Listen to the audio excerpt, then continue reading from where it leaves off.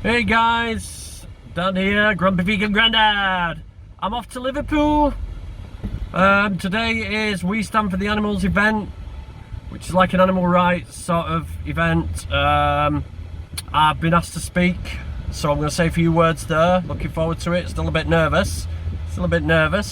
Hopefully, the rain will stay away. It is forecast for rain. There's big black clouds above me right now, but I'm in Oldham and I've got an hour drive down to Liverpool, so hopefully the weather may perk up a little bit. But it's still warm, so even if it rains, we'll be okay, you know what I mean? So yeah, looking forward to it. I'm going to film from there, so later on today, Sunday, I will hopefully have a video of the whole event. So see you later. Shit!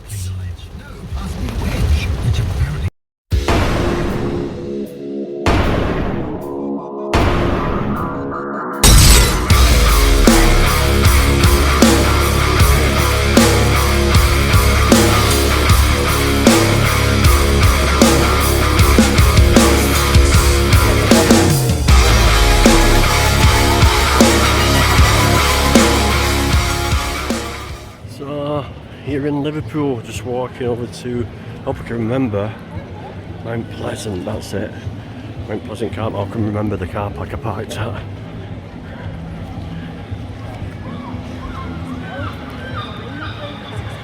Really busy today, Liverpool.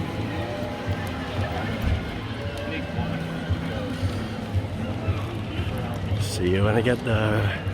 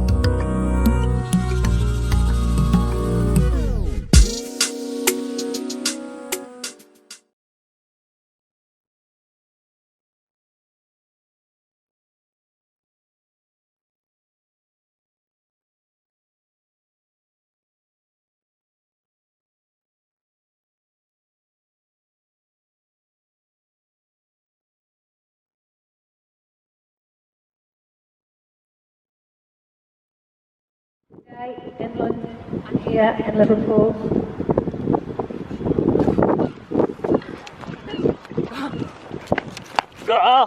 Come back!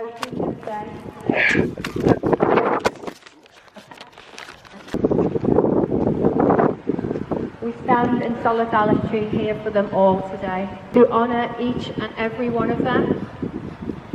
The purpose Today is not to shock or upset anyone, but to show how beautiful these animals are. Most of these animals are only seen on dinner plates or in supermarket freezers. But they deserve so much more than this. Each one is an individual. Today we stand for them. For all the animals trapped, suffering in farms, in slaughterhouses, in vivisection laboratories,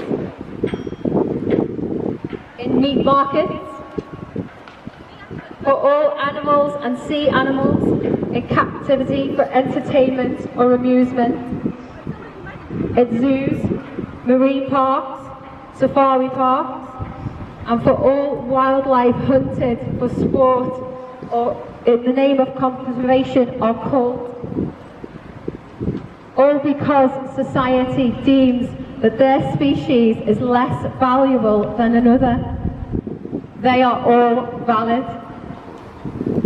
They are all sentient. They all feel pain, fear, emotions, just as we do, but we use them as products. Stock, forced to be slaves in a place they would never be in if given a choice. The placards we hold show their suffering and exploitation in every industry of animal abuse. And these babies we hold are the victims. Today we stand for them. We are reaching out to those passing by to see these babies, see their life belongs to them and are not ours to use or exploit for any reason. Please make this connection with them and love them all. Can we have 1 minute silence, please, for the animals?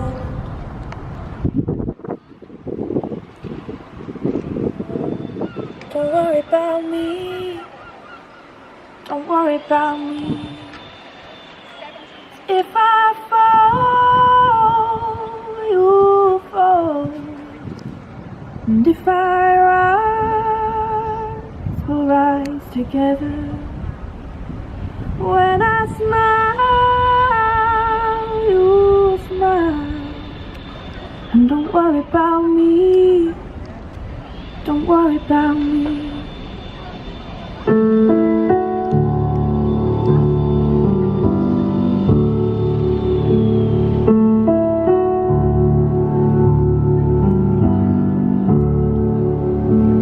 I'll feel the fear for you.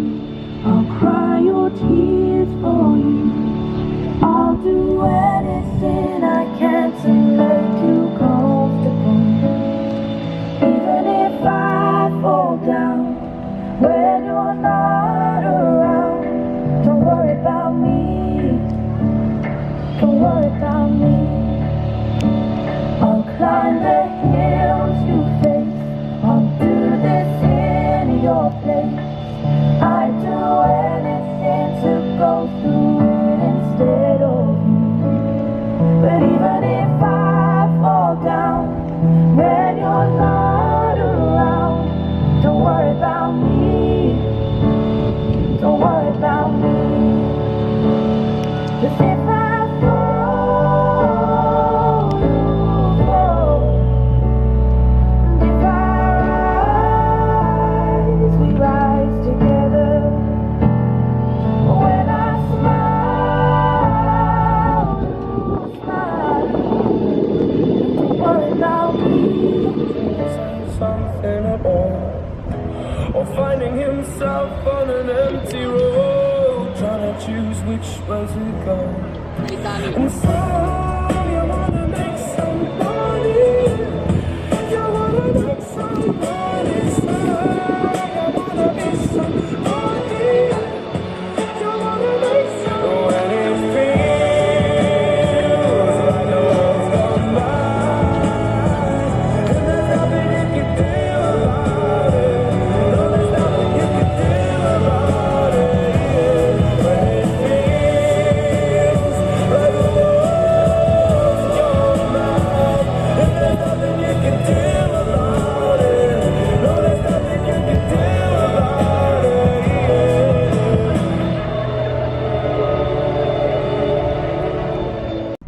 passion is compassion. You'll find that people who like animals, you obviously get the odd person who's a misanthropic humanator, but most of us, you know, you go to an anti-fascist demo, you'll always see animal rights people. We belong in a long lineage. The people that fought slavery in this country, Wilberforce, Lord Shaftesbury, very high profile slavery campaigners. Do you know they also set up the RSPCA? Those same people set up the NSPCC. There is no boundaries in compassion, but the revolutionary message that we'll bring to Liverpool, we'll keep bringing it, is that these animals, this is where it comes down to individuals. This duck here, it's my brother, my sister, you know, it really is. And I'm not going to eat my brother, my sister. The idea of someone eating that rotten, and it's frozen, but in a few hours it'll begin to stink, and it'll get rigor mortis. And that's what, to me, I've been vegan now for like over 40 years. And I don't care if some of the people classify you eat meat or you don't eat meat. But one thing I know, still can't stomach to this day, is watching someone eat a dead corpse. It still repulses me. It's like you're eating my granny, you're eating my brother, and you are eating my sister. And that's the message. You may not be ready for that message, but these people are, and we understand it. And I'm mainly addressing, because to me this is a personal day. It's a day you can see the people that are holding the corpses here. It's an unusual thing to do. We don't get time to identify with individuals, and this is what it's all about, individuals. There's no such thing as 1.3 million. There's no such thing, sorry for going on, I'm not sorry. Even ducks, I had the honour of meeting some baby ducklings last night that also come from factory farms. And to me, the liberation of those ducks, these ducks here, you know, like, oh no, it's beginning to rain. These ducks are a cost price, they're less than a penny, they're probably 0.01%, naught of a penny worth at that age to the multinational company that will make billions off their profit. Everything is cost package, to the point where it's designed, they will never ever feel a drop of rain. Life and death is part of life, death is the soulmate. You know, death is out of the world. I don't celebrate its life, but I honour its life, and I honour the 10 ducklings that I saw last night. That maybe means nothing to you, but it means everything to me. No champagne celebrations, but the victory to me is getting some survivors from this sick, horrible bloodbath, this death cult that I'm in the middle of. Thank you.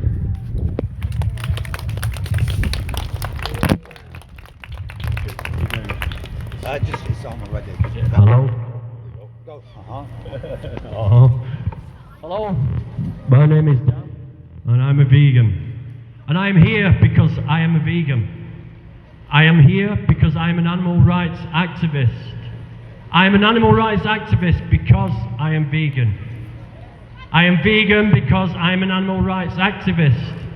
They are not mutually exclusive. You cannot be here, you cannot be one without being the other. And why? Here's the reason why. Every year,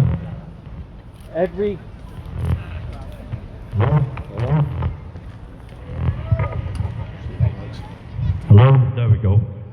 Every year, 80 billion land animals and birds suffer enslavement, sexual violation, physical and verbal abuse, kidnap of their young, and ultimately murder in a myriad of industrial methods. 80 billion. Let me put those numbers into something you could try and visualize. 6,666,000,000 a month. No? 220 million a day. No? 9.2 million an hour. No? How about 2,500 a second? 365 days a year, and it's still going on. So, in the minute I have been talking to you, 150,000 innocent baby animals have been stabbed in the throat and chopped into pieces for human greed. And these are babies, at the very most 12 months old. These numbers are shocking, but they do not take into consideration other abusive industries such as leather, fur, animal testing, hunting. They do not take into consideration the 5 billion male chicks who are gassed or ground up alive without even seeing a sunset. They do not take into consideration the pet industry that breeds many millions of animals into existence, especially dogs, with over 200 million strays wandering our planet after rejection from families who purchase them. They do not take into consideration the millions of horses used in sport for humans to gamble on or ride on their backs. These numbers do not take into consideration the 2 to 3 trillion fish and marine animals, a number so big that my calculator won't accept the 13 digits it takes to represent this number. This is why I am fighting, and this is why you should be fighting. Dr. Martin Luther King Jr. had a dream during the Civil Rights era. I also have a dream. I have a dream that I'm sat on a park bench in the not too distant future. A young child approaches me and asks a question. Did you really used to eat animals when you were younger? How far in the future is that dream set, you may wonder? Well, that depends on you here today. Being vegan alone is not enough. You wouldn't stand by and watch someone be racially abused just because you alone are not racist. You wouldn't stand by and watch someone be a victim of homophobia just because you alone are not homophobic. So you cannot stand by and say or do nothing while this monstrous animal rights violation is happening just because you are vegan. We all have a part to play. We all have strengths we can use. We need to convince as many people as we can to adopt a vegan lifestyle. You can do this easily on social media if you don't feel confident talking to people face to face. You can talk to people at work, in the pub, in the gyms. You can post stickers with a message. You can wear t-shirts with a message, hats, bags, hoodies. What we don't realise is there are millions of people out there who have no idea what vegan is. They don't know the truth of the animal agricultural industry. Strange as it may seem, this is a fact that millions upon millions are not aware and are never exposed to the word vegan. But we are getting there. Back in 2006, there were only 150,000 vegans in the UK. Now there are 1.5 million, with predictions that it will reach 3.5 million by the end of this year. If every vegan convinces 2 more people to adopt a vegan lifestyle, my dream will be realised in years, not decades. So I will not stop until I see a vegan world. I will not stop being a voice for the voiceless trillions. I will not stop until there's violence on the innocent. I am not going away. We are not going away. The oppressors will hear our voices every day for 365 days a year until they stop. A vegan world is inevitable. A vegan world is achievable. When? That is down to you and I and what we do next. Thank you.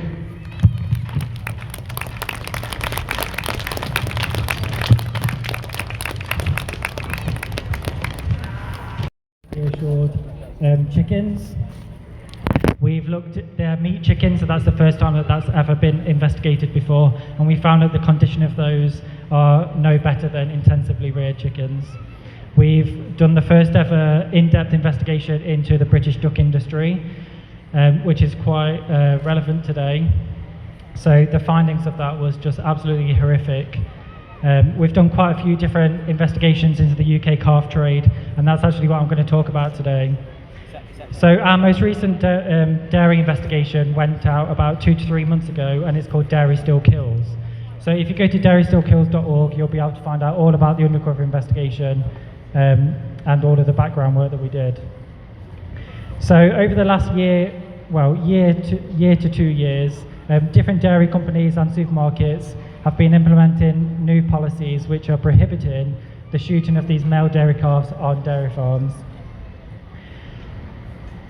when people hear about that, we think it's a massive success, but actually when you look into it, if these calves are not being shot at a day old on the farm, they're probably being sent to the slaughterhouse, or they're being sent for fattening. None of these calves are going to end up living either way. They'll all be dead probably within 18 months, no matter what their destination is going to be. Historically, they would have been exported as well, but no calves have been exported from the UK since, about 18 months now. Hopefully there's going to be a ban soon as well on that. So during our investigation, we went to animal markets because they're an area, again, which hasn't been looked into too much. And we specifically went to Barber's Market in Shropshire. So they hold something called red markets. So these are slaughter-only markets. All of the animals that are sent to these markets from different farms are destined to go to the slaughterhouse straight afterwards. So these are people buying, fattened beef cows or 1 to 2 week old male dairy calves, and they'll all be sent to slaughter straight afterwards. The slaughter of male dairy calves has never been shown in the UK before, and what we uncovered was that last year in 2020, 65,000 male dairy calves who were less than 1 month old were killed inside British abattoirs. This has never ever been spoken about before. Whenever people talk about dairy, we tend to focus on the calves that are shot on farm, but actually the most recent figure of that is only 60,000 calves were shot on farm, which is a 3-year industry average. So now we're at a point where more calves are being killed inside slaughterhouses than being shot on the farm. Last year, during a different investigation, we looked into how nearly all dairy calves now actually enter the beef rearing system, and we showed that dairy equals beef. So if you consume any form of dairy product, you are fueling the beef industry on the back of that. We filmed calves being picked up from huge farms contracted by Muller and supplying Sainsbury's. So these are household names who are responsible for these calves being killed inside the slaughterhouses. So the biggest part of the investigation, we actually went to a livestock centre. So again, this is an area that's not really been covered before. But so livestock centres and calf dealers specifically go to different dairy farms and they go to markets and they buy up all of these different animals, take them back to their centre, and then they ship them off to different destinations. So we looked into Oakland's livestock centre, owned by renowned calf dealer Derek Whittle, a company which buys and sells calves for rearing and to slaughter. Our findings at this centre are truly abhorrent and heartbreaking. The workers were caught on camera abusing calves in many, many ways, both physically and verbally. They were mercilessly thrown down the back of trailer ramps so hard that they were stuck on their backs for over half a minute, and they appeared to be somewhat knocked out. Others were dragged by their tails and their ears. Others were hit with clothing, with sticks. Plastic bags were used to scare them from going from pen to pen. There was a massive violent culture of abuse amongst the workers there, which seemed to be normalised, condoned, and actually seemed to be expected. The distressed calves paced back and forth in their pens and tried to jump through gates because they were so terrified of the workers. They were left for many hours with no food at all.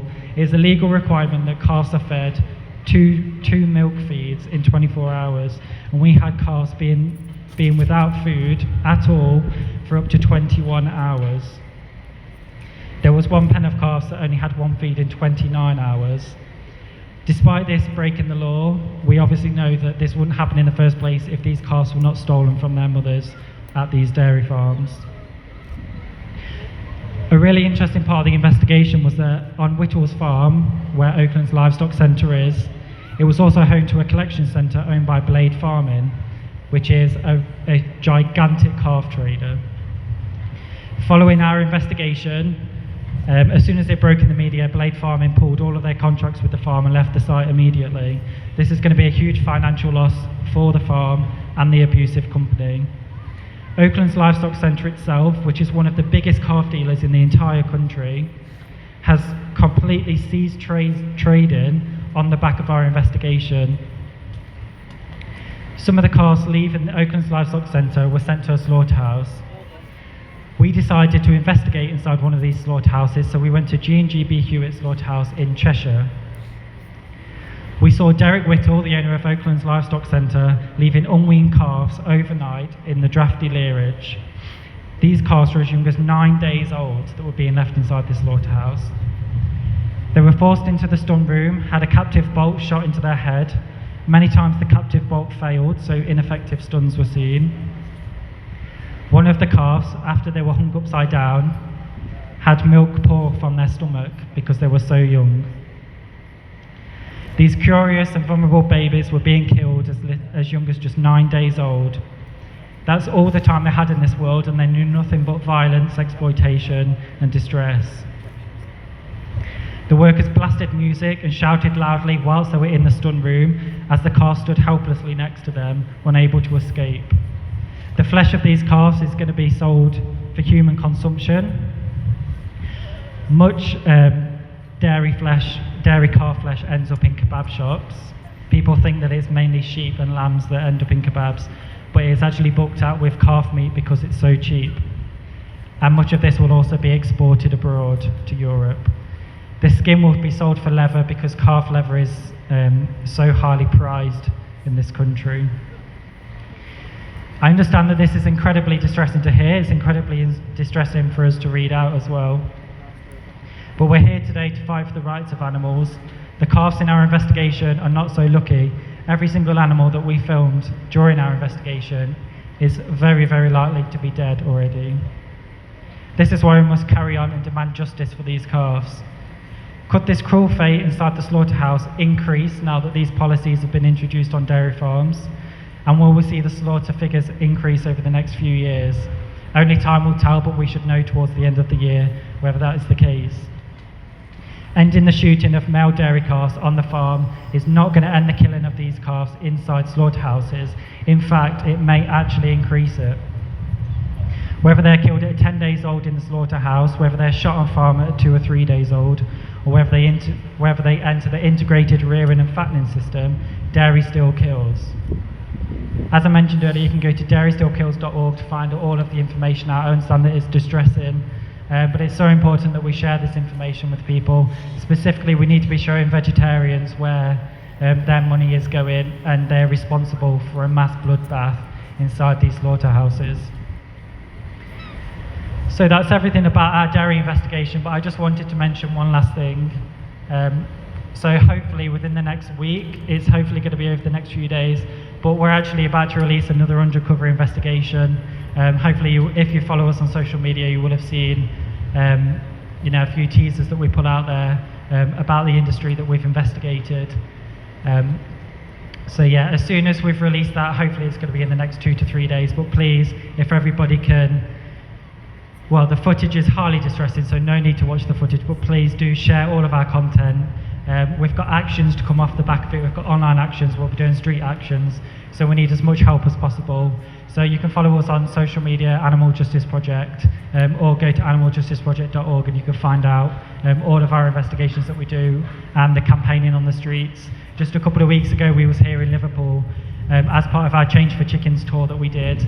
We travelled around Sheffield, Leeds, Liverpool and Manchester, alongside gigantic billboards that we had up, dispelling the myth behind free-range farming. Because what we want to do, we want to go for free-range farming, higher welfare farming, because we don't want to go for the lowest level of welfare, we want to go for the highest to disprove how awful that is for the animals, so that plant-based and vegan is the only way forward. Thank you so much. I've been involved with Animal Rebellion pretty much since its inception in mid-2019. Before that, I was involved with the Save Movement and various street outreach groups, such as Anonymous for the Voiceless, and have taken part in farm animal rescues and the shutting down Tulip Pig Slaughterhouse for smash speciesism, for which I was arrested and charged. Trial pending. Since then, since becoming active in animal rights, I've been searching for the most impactful form of activism that I believe will achieve fundamental, lasting change. I used to believe that this could be best achieved through encouraging personal change, and thought that I could be one of many voices encouraging individuals to live by the principles of veganism and change the world one conversation at a time. But then I did the maths. I worked out that if, say, Anonymous for the Voiceless and other groups like it around the world successfully persuaded 1 million people to go vegan every week, it would take 150 years just to persuade everyone who is currently alive today. The animals and the planet don't have that long. Then I attended an introduction to Animal Rebellion talk in Manchester and realised that they had a plan, a long-term strategy to really shake things up and to change the system of animal oppression from the top down. Hopefully, most of you will know a little bit about Animal Rebellion. For those of you who don't, Animal Rebellion is a mass movement that uses non-violent civil disobedience to bring about a transition to a just and sustainable plant-based food system, to halt mass extinction, alleviate the worst effects of climate breakdown, and ensure justice for animals, with anti-speciesism as its first principle. We know that we can't end the climate emergency without ending the animal emergency, and demand that the government acts now to build a future which is fair and just for all beings. Animal Rebellion was initially formed by a couple of members of Extinction Rebellion who were vegan and recognised animal agriculture's principal role in climate and ecological breakdown, species extinction, and of course the mass slaughter of billions of innocent animals, yet felt that there wasn't enough focus on these issues within XR. Roger Hallam, who co-founded Extinction Rebellion and has been vegan himself for over 30 years, helped to set up Animal Rebellion, and due to subsequent pressure from Animal Rebellion, XR have also adopted anti-speciesism as one of their principles, and more activists within XR are recognising what we know to be true about animal agriculture's role in climate and ecological breakdown, and are also taking part in our actions and going vegan. Hopefully most of you are aware of Animal Rebellion's aims and have seen some of our actions. Some of us here today have taken part in them. You may have seen how we recently shut down McDonald's entire UK distribution network for a total of 96 hours across 4 sites. This affected all 1,300 of their restaurants, causing many to run out of stock and having to either close or offer only reduced menus. Ironically, availability for the veggie dippers, which are vegan, seem to be largely unaffected. I'm sorry, it's really hard to read this screen with this glare, so bear with me. Animal Rebellion has also occupied Smithfield Wholesale Market in London, which is the UK's largest and oldest wholesale meat market, with 1,000 activists, and transformed it into a vision of a plant-based future.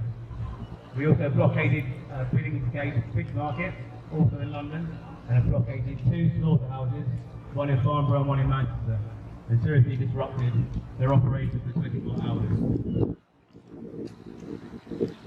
These are amongst many other actions targeting the destructive industries of animal and ecological exploitation. Our actions have had mainstream UK and worldwide media coverage, and the government has started to take us seriously. So much so that our camp at the recent G7 was singled out for special police attention. Animal Rebellion has the government worried. Why is that? Is it because we're violent? Is it because we're dangerous, extremists, or terrorists even? No.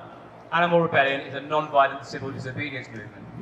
The reason the government is so concerned is because they recognise that we are really good at disrupting the systems of animal exploitation and affecting their profits.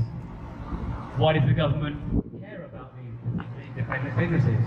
Well, because they have a great deal of lobbying power and donate to the government's campaign funds. In return, the government props them up with huge tax subsidies. So you see, even if we could persuade millions to go vegan, the government would still be propping up these industries with our money, whether we like it or not. This is why we need to take direct action, make personal sacrifices, and bring these industries and the government who supports them to their knees, and ultimately to the negotiation table to listen to our demands, which are to tell the truth, to act now, and beyond politics. Tell the truth about the climate and ecological emergencies and the animal emergency. Act now to halt biodiversity loss, to move to net zero emissions by 2025, not 2050 when it will already be too late, and to end the industries of animal farming and fishing in their entirety. Beyond politics, what we mean by that, we want the government to create and be led by a citizens' assembly. So that was a really cool event, really enjoyed it, very impactful. A lot of people stopped out of curiosity, took the opportunity to talk to a few people, but yeah, all in all, really great event. Strongly suggest you all find one local to you and join it, and it's just nice to get together as well with other vegans and do something. Grumpy Vegan Grandad signing out.